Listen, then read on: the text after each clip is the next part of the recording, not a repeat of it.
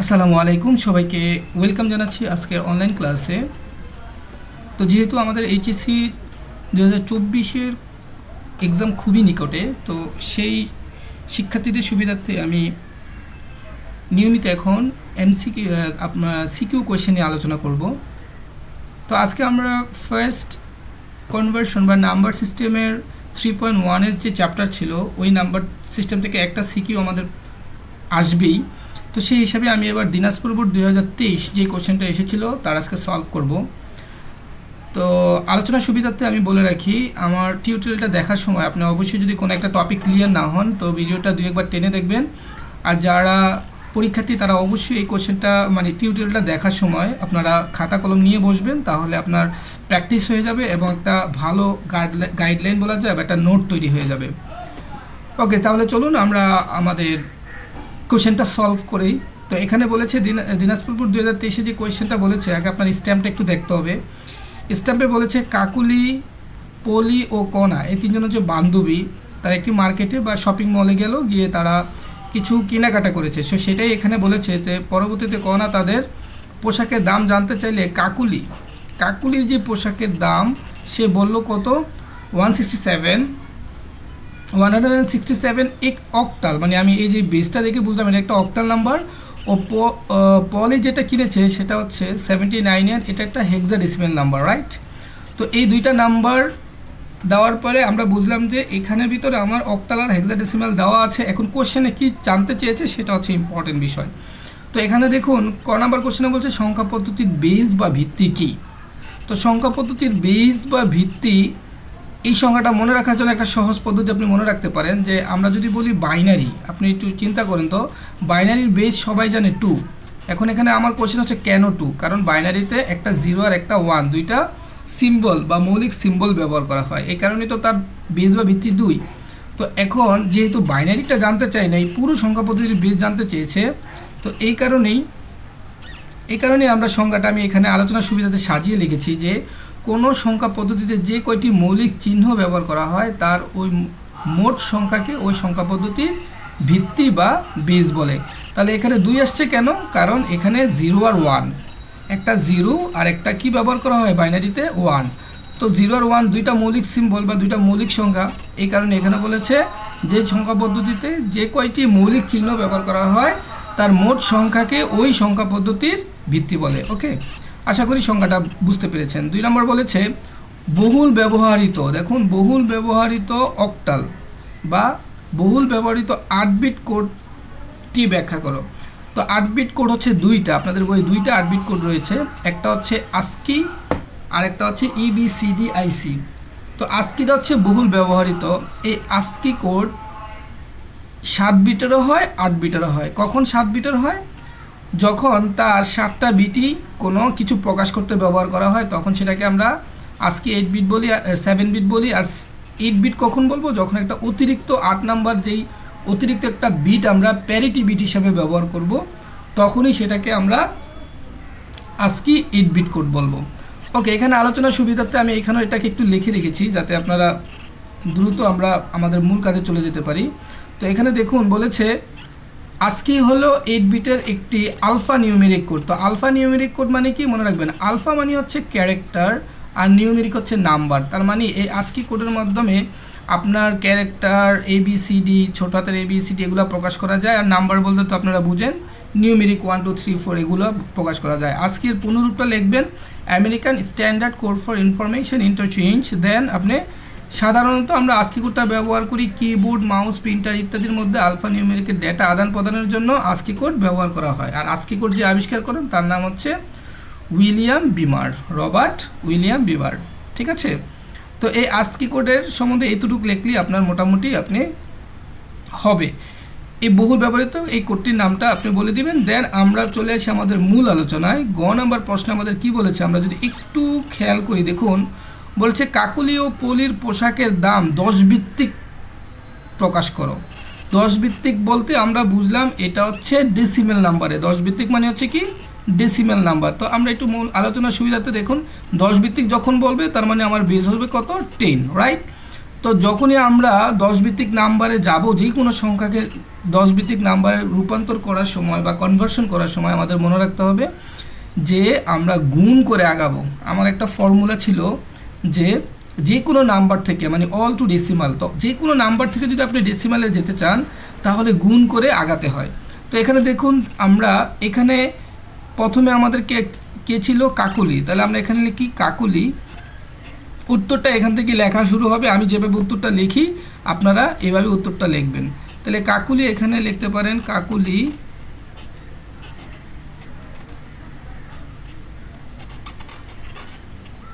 কাকলি, দেখুন এ হচ্ছে আমাদের কাকুলি। তো কাকুলির যে নাম্বারটা ছিল কত ছিল, দেখুন কাকুলির নাম্বারটা ছিল অক্টালে, রাইট।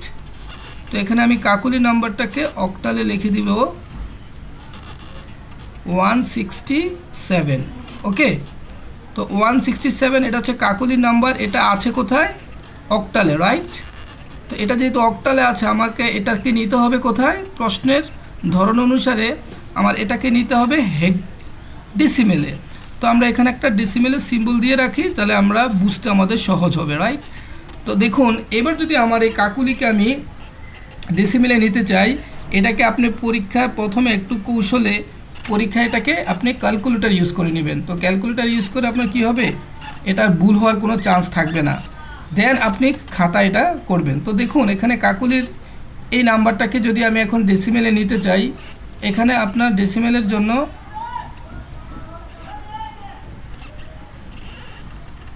ওকে, এই নাম্বারটাকে যদি এখন আমি ডেসিমেলে নিতে চাই তাহলে আমাদের গুণ করতে হবে। সূত্রটা বলে আমাদের কি করতে হবে, গুণ করতে হবে। তো গুণ করার নিয়মটা হচ্ছে, দেখুন আমরা এটাকে লেন্দি করব না, এখান থেকে 7কে ধরবো, ধরে এখানে যাব, যে এটা আমরা ছোটোবেলায় যেরকম করেছিলাম 7 ইন্টু, আপনার যে কোনো সংখ্যা পদ্ধতিতে এইভাবেই ডেসিমেলে যেতে হয়। হ্যাঁ, বেসটা কত আছে এখানে দেখুন তো 8, তাহলে 7 ইন্টু 8 টু দি পাওয়ার, প্রথমেরটার জন্য কী হবে আমাদের 0, রাইট। তারপর আমরা ইকুয়াল দিব, ইকুয়াল দিয়ে এখানে মানটা কত সে দেখুন তো, যে কোনো সংখ্যার উপর যদি 0 হয় তাহলে সেটা 1 হয়ে যায়, আর তাহলে 1-এর সাথে 7 গুণ দিলে কত হবে, এখানে আমার 7, রাইট। এবার দেখুন পরেরটা আসুন 6। তো এখানে দেখুন এই 6-এর মধ্যে আমরা কি করব, একই প্রসেসে এখানে 6 লিখব, ইন্টু কত দিব, 6 ইন্টু 8 টু দি পাওয়ার 0-র পরে এবার 8 টু দি পাওয়ার কত হওয়া উচিত, 1, রাইট। তাহলে 8 5 কত, 6 48, রাইট। তো এখানে আমি লিখব 48। দেখুন লাস্ট ওয়ান আমার কি বলেছে, এখানে লাস্ট ওয়ান বলেছে 1, 1-এর সাথে আমি কি করব, 1 ইন্টু 8 টু দি পাওয়ার কত, 1-এর পরে কত হবে 2, রাইট। তো 8 টু দি পাওয়ার যদি 2 হয়, 1 ইন্টু 8 টু দি পাওয়ার 2-তে কত হবে, 8 64, ঠিক আছে। ওকে, তো এখানে আমি 64 লিখব। এবার আপনার কাজ হচ্ছে এই 3টাকে যোগ করে দেওয়া, আর কিছু না, শেষ। তো এই 3টাকে যদি এখন আমি যোগ করি কত হয়, দেখুন 8 আর হচ্ছে 8 আর 4 12, 12-এর সাথে কত হয়, 12-এর সাথে 19, 19-এর 9, আপনার হাতে থাকে কত 1, 1-এ 8, 6-এ 7, 7-এর 4-এ কত 11। তার মানে আমাদের উত্তরটা এখানেই শেষ। দেখুন 119 আসলো। এই অংশটা যদি করেন আপনি পরীক্ষায় 1.5 মার্ক পাবেন, রাইট। তো এখানে আমি কত দিয়ে দেবো, ডেসিমেল 10। তো দেখুন আমি যদি এইটাকে, দেখুন এটাকে আমি ডেসিমেলে কনভার্ট করে ফেললাম। তো এটাকে যদি ডেসিমেলে কনভার্ট করে ফেলি, যেই প্রসেসে করেছি আমি ঠিক একই প্রসেসে এখন এটাকেও ডেসিমেলে কনভার্ট করব। তো এখানে আমি বলে রাখি, যদি আপনি এটাকেও ডেসিমেলে কনভার্ট করতে যান, আপনার যেটা একটা জিনিস মনে রাখবেন, সেটা হচ্ছে আপনি ডেসিমেল থেকে যেই নাম্বারে যান আপনি গুণ করে যেতে হবে, রাইট। তো যদি আপনার গুণ করে যেতে হয় তাহলে আপনারা দেখুন আমি এই পাশ দিয়ে এটা করে ফেলি। প্রথমটা গেল আমার কার পোশাকের মূল্য গেল, কাকুলির। দ্বিতীয়জন আমাদের কে ছিল, পলি, তাই তো। তাহলে আমরা এখানে যদি লিখি পলি, আমি যেভাবে লিখি আপনারা ট্রাই করবেন হুবহু পরীক্ষার খাতা এইভাবে লেখার জন্য, তাহলে আপনাদের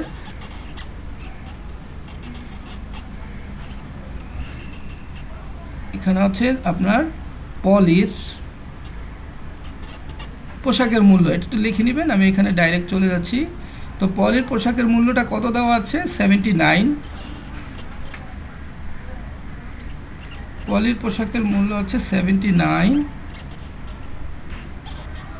ওকে, তো এই 79কে এখন আপনি কোথায় নিয়ে যাবেন?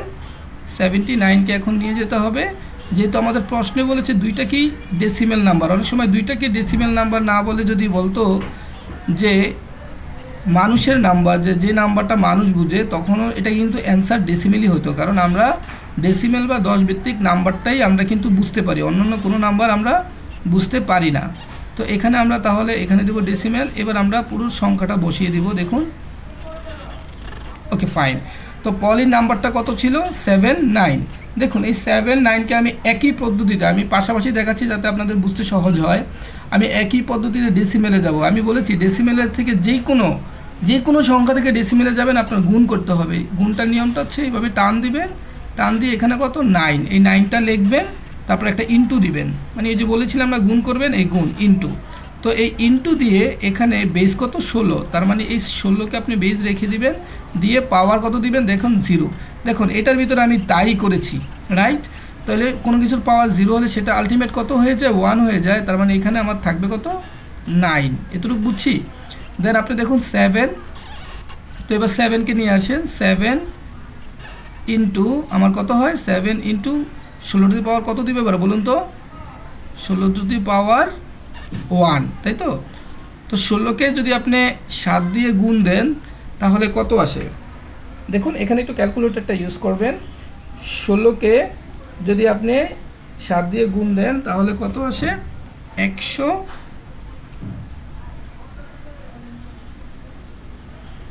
16কে 7 দিয়ে গুণ দিলে আপনার আসে হচ্ছে 112, রাইট? তাহলে এখানে আমরা লিখবো 112। এখানে একটু ক্যালকুলেটর ইউজ করবেন, হ্যাঁ। 112।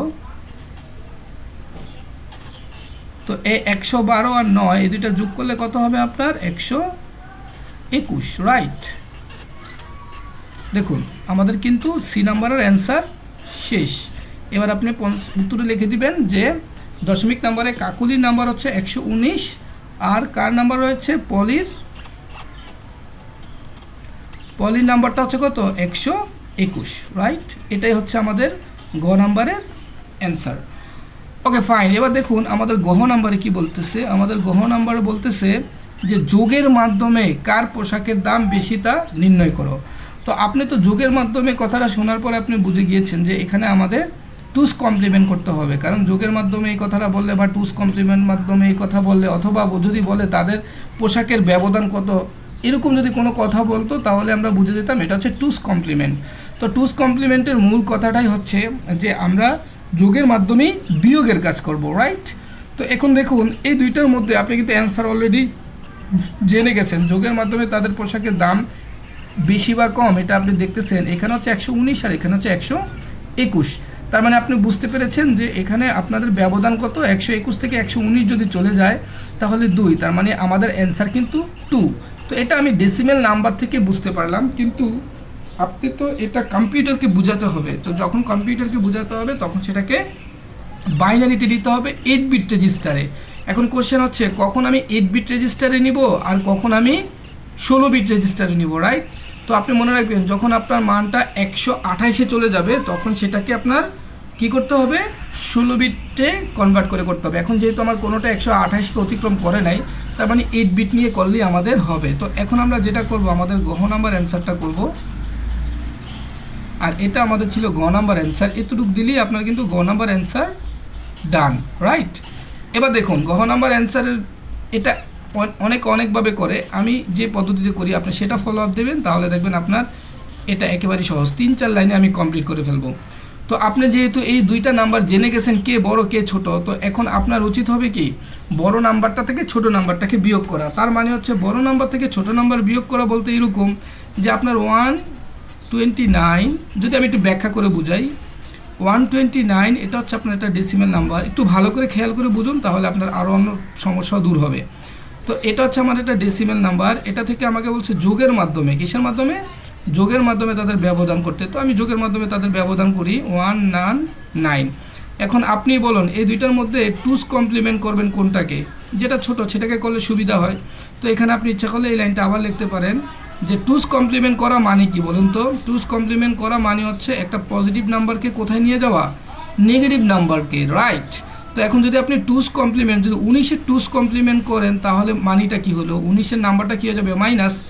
তো আমরা এখানে লিখতে পারি -1, এখানে আমি লিখতে পারি -119। এই লাইনটা লিখলেও হবে, না লিখলেও হবে, তবে এটা লিখলে ভালো। তার মানে দেখুন টুস কমপ্লিমেন্ট যদি বলি 119-এর টুস কমপ্লিমেন্ট যা কথা, -99 কী কথা? একই কথা। এই যে আমি মাইনাস আসলো এখানে দেখুন, আমি এই কারণেই 121 থেকে 119 বিয়োগ করলে 2 থাকে। তো এটা হচ্ছে আমরা অ্যাজ ইউজুয়াল হিউম্যান বুঝি, কিন্তু কম্পিউটারকে বোঝাতে গেলে কম্পিউটার তার যোগ চিহ্ন বুঝে না, বিয়োগ চিহ্ন বুঝে না, তখন তাকে বুঝাইতে যাওয়ার জন্যই আমরা মূলত টুস কমপ্লিমেন্ট করি। আর টুস কমপ্লিমেন্টের মাধ্যমে আমরা কোনো একটা পজিটিভ নাম্বারকে কনভার্ট করে নেগেটিভ নাম্বারে নিয়ে যাই। তো এখন এই দুইটার মধ্যে আমি প্রথমে টুস কমপ্লিমেন্ট করব কার? ছোটোটার, 119-এর। তো এখানে আপনি খুব বড় করে অ্যান্সার লেখার দরকার নেই, আপনি এখানে নর্মালি আমি যেভাবে লিখি এভাবেই করবেন, তাহলে তাড়াতাড়ি হয়ে যাবে, কারণ আপনি এত সময়ও পাবেন না পরীক্ষায়। তো 199 দেখুন আমি যেভাবে লিখি আপনি এইভাবে ট্রাই করার চেষ্টা করুন। 199 যেটা একটা ধনাত্মক মান, এই কারণে লিখলাম 199। এটা আমার ডেসিমেল ছিল, তাই তো? তো এখানে একটা ইকুয়াল দিবেন, এখানে আপনি এই নাম্বারটাকে বাইনারিতে কনভার্ট করে ফেলবেন। হ্যাঁ, তো এই নাম্বারটাকে বাইনারি কনভার্ট করার জন্য খাতায় লিখবেন না, এই নাম্বারটাকে বাইনারি কনভার্ট করার জন্য আপনি সরাসরি ক্যালকুলেটর ইউজ করবেন, রাইট? তো এখানে আমি নিজেও কিন্তু এখন ক্যালকুলেটর ইউজ করে করছি। তো 199 এটাকে আমি ডেসিমেল থেকে কোথায় নিয়ে যাব? বাইনারিতে নিয়ে যাব, রাইট? তো ক্যালকুলেটর চাপ ইউজ করে আপনি দেখবেন এখানে 111 এই মানটা আসছে। তো এখানে আপনি লিখে ফেলবেন 111 একটু ভালো করে বোঝার ট্রাই করুন প্লিজ। এই মানটা করার জন্য কিন্তু আপনি খাতায় লেখার দরকার নেই, এই মানটা করার জন্য আপনি অবশ্যই ক্যালকুলেটর ইউজ করবেন, না হলে কিন্তু আপনার অ্যান্সারের টাইম বেশি চলে যাবে। তো এখানে দেখুন এখানে 7টা বিট আছে, 1 2 3 4 5 6 7টা বিট আছে, রাইট? তো এখানে একটা অতিরিক্ত আমরা যে একটা বিট নিব, এই বিটটাকে বলে সাইন বিট, রাইট? যদি 0 হয় তাহলে যেহেতু নাম্বারটা পজিটিভ, তার মানে সাইন বিটটা এখন কী অবস্থায় আছে? 0 অবস্থায় আছে, রাইট? এটা যাতে ভালো করে মনে থাকে, কারণ সাইন বিট 0 হবে কখন? যখন নাম্বারটা পজিটিভ হবে। এই কারণে আমি একটু ডিফারেন্ট কালি দিয়ে এটা দেখিয়ে দিচ্ছি যাতে এটা আপনাদের ভুল না হয়। হ্যাঁ, এবার দেখুন এটাতে আমরা এখন এটাকে যদি আমরা টুস কমপ্লিমেন্ট করতে চাই তাহলে আমাদের কি করতে হবে? নাম্বারটাকে নেগেটিভ করতে হবে। তো টুস কমপ্লিমেন্টের ফার্স্ট আপনার করতে হয় কি? Ones complement. তো এখানে ওয়ান্স কমপ্লিমেন্টটা একটা চাপ দিয়ে লিখে, ওয়ান্স কমপ্লিমেন্ট মানে কি? তার উল্টা লেখা, তাই তো? তো উল্টা লেখা হলে এখানে 1 হবে, বাকি 3টা কি হবে? 0 হবে, রাইট? আপনারা কি বুঝতে পারতেছেন? Okay fine. তাহলে 1 3টা 0, তারপর একটা 1, আবার কয়টা 0? 1 2 3, রাইট? এটাকে বলে ওয়ান্স কমপ্লিমেন্ট। দেখুন ওয়ান্স কমপ্লিমেন্ট করেও মানকে আমরা ঋণাত্মক করে ফেলতে পারতেছি, কারণ আমি বলেছি যদি 8 নাম্বার বিটটাকে আপনি 1 করেন তাহলেই সেটা কি হয়ে যাবে? ঋণাত্মক। কিন্তু কম্পিউটার ওয়ান্স কমপ্লিমেন্টকে বুঝে না, সে বুঝে টুস কমপ্লিমেন্টকে। দ্যাটস ওয়াই আমার এখন টুস কমপ্লিমেন্ট করতে হবে। দেখুন টুস কমপ্লিমেন্ট করার জন্য আমি ঠিক যেভাবে করি এভাবে করবেন, তাহলে আপনার অল্প সময় অ্যান্সার হয়ে যাবে ইনশাল্লাহ। এবার দেখুন এখানে টুস কমপ্লিমেন্ট করার জন্য আপনারা জানেন ওয়ান্স কমপ্লিমেন্ট করার পরে তার সাথে 1 যোগ করে যে মান পাই তাকে আমরা কি বলি? টুস কমপ্লিমেন্ট, রাইট? তো এখানে দেখুন টুস কমপ্লিমেন্ট করার পরে আমি যদি এখানে যোগ করে দেই তাহলে 0 আর 1 যোগ করলে কত হয়? 1 হয়, রাইট? আর এবারে টুস কমপ্লিমেন্ট যখন করবেন মনে রাখবেন উপরের সংখ্যাটা কিন্তু এখন আর ধরতে হবে না, এই দুইটা সংখ্যারই কাজ, এইটা আর এইটা। অনেকে এটা ভুল করেন। তাহলে এখানে কি হবে? 0, আর এখানে কি হবে? যা আছে তাই, একটাও 0, তারপরে এখানে একটা 1, তারপরে 000, তারপরে হচ্ছে 000, তারপরে হচ্ছে একটা 1। তার মানে আপনি একটা জিনিস খেয়াল করতে পেরেছেন যে আমাদের এখন 8 নাম্বার বিটটা কত কিসে চলে আসছে? দেখুন তো আমাদের কিন্তু 8 নাম্বার বিটটা এখন, রাইট, এখন আমাদের এই 8 নাম্বার বিটটা 1 চলে আসে, তার মানে বুঝলাম এই নাম্বারটা এখন পজিটিভ থেকে আমাদের এই নাম্বারটা হয়ে গেছে নেগেটিভ, রাইট? তো পজিটিভ থেকে নেগেটিভ হয়েছে কত? 119।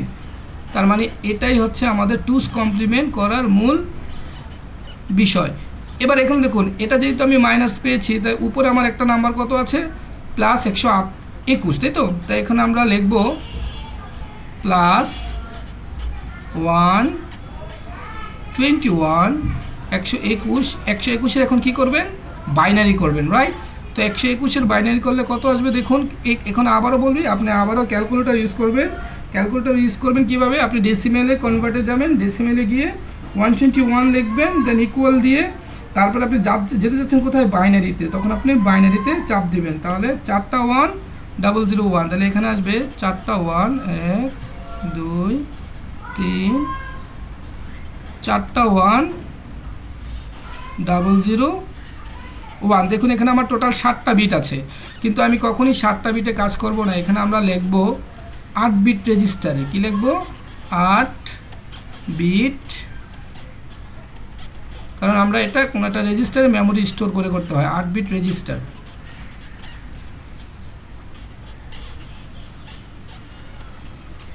8 বিট রেজিস্টার, রাইট। এখানে অনুরূপভাবে এই কথাটা আমরা লিখব 8 বিট রেজিস্টার, ঠিক আছে, এখানে লিখে নেবেন কথাটা, কি লিখব, 8 বিট রেজিস্টারে কথাটা লিখে নিব।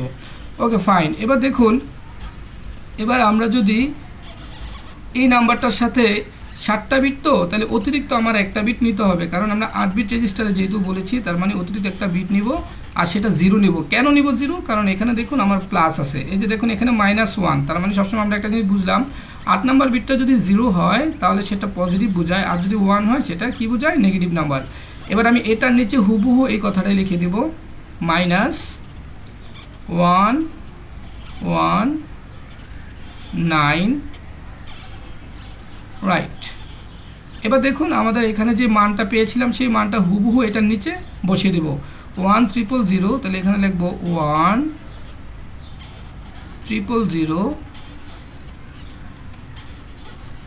রাইট। তারপরে 1001,